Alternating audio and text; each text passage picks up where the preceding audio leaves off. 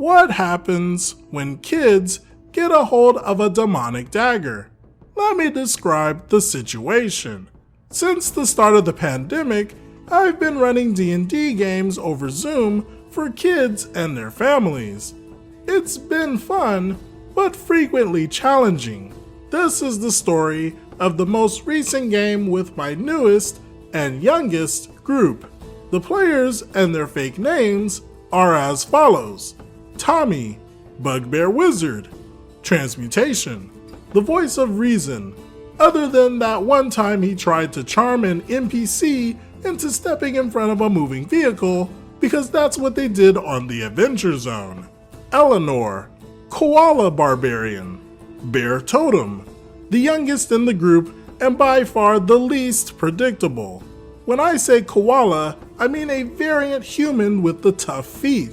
I wanted to give her a character that was simple to play and borderline indestructible.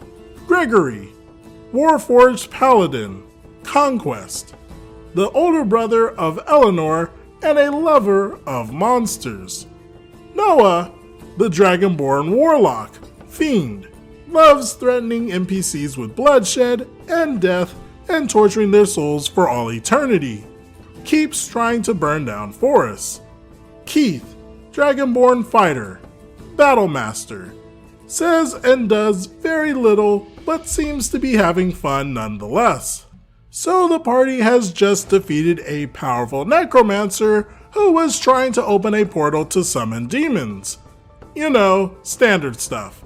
They recover a Candle of Truth, throwing the Adventure Zone fan a bone, and the magic dagger the necromancer was using for the ritual. I've made it quite clear that the dagger has demonic power in it, and it is meant for summoning rituals. So the session starts with Noah, Tommy, and Gregory deciding to drag the necromancer's corpse back to town to sell it, because I had mentioned a magic item made from a necromancer's skull a few sessions ago. I messed up, but a logical conclusion to make. On their way back to town, they encountered a plot hook in the form of a dryad who asked them for help cleansing some destructive wild magic from her grove. The party said yes, but then decided to go back to town anyway to retrieve their NPC kobold friend. They did so, dragging the dead body in front of the door of the local artificer, all except Eleanor, who wanted to get a job at the local art store. To their surprise, he wasn't thrilled about a literal dead body being dropped on his front step. They insisted on trying to persuade the artificer that he wanted to buy this corpse, going so far as to threaten him, until finally I said he was willing to pay them to leave him alone and never come back. I neglected to mention that he had been willing to give them the aforementioned magic skull as a quest reward because actions have consequences. So far, so good, right?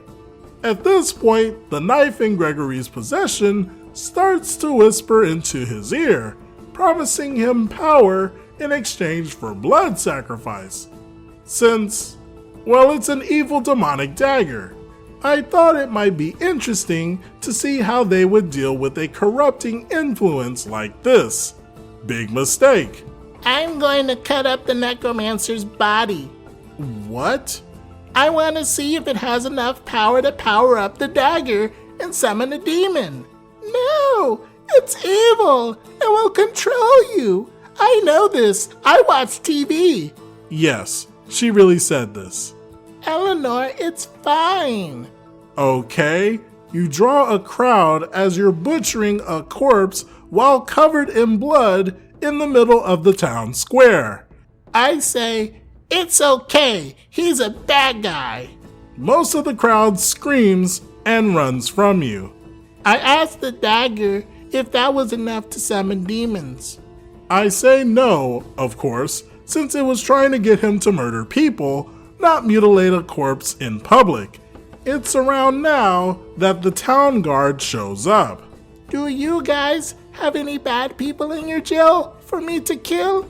I repeatedly tried to explain that the most dangerous person in this town is now him, but he doesn't get it since he told everyone that the necromancer was a bad guy. While the rest of the party tries to defuse the situation, he goes back to cutting up the corpse for a bit, and then decides to walk around town, covered in blood, asking random people if there's anyone they want dead.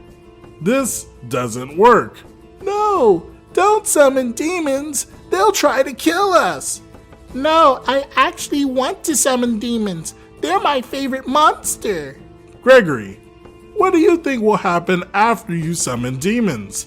I don't know. Please stop trying to kill us. I know what will happen. I watch TV. No, Eleanor, it's fine. I want a team of demons who do whatever I say. You realize you guys can never come back to this town again, right? I would like to point out that every single demon they've encountered has tried to kill them immediately. Can I talk to the captain of the guard in private? Sure, he agrees to meet with you in his office. He asks if you can help shed some light on all this madness in this town. I cast Magic Missile. Excuse me? I'm still not sure what he was going for here. Maybe he wanted to sacrifice the guard and immediately regretted it. So, he fails to kill the guard instantly and runs out, chased by the guy waving a sword. The other guards join in and almost beat him to death as he runs out of town. I stab one of the guards. Rolls and misses. Your dagger clanks off his armor and he turns around, furious. People, please, there has to be a peaceful way to resolve this. I want to go to the dessert store. The guards chase the party out of town, as I narrate them shouting at the party never to return. All except the nice koala who works at the art store. What about me? I didn't do anything. Alright, everyone except Eleanor and Keith is banned forever. That was the least fun I've ever had playing D&D. This is probably my favorite group. Kids say the darndest things.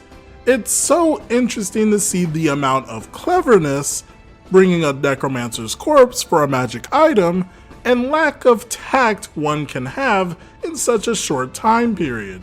I hope these kids grow up to become grand adventurers. What do you all think about this situation?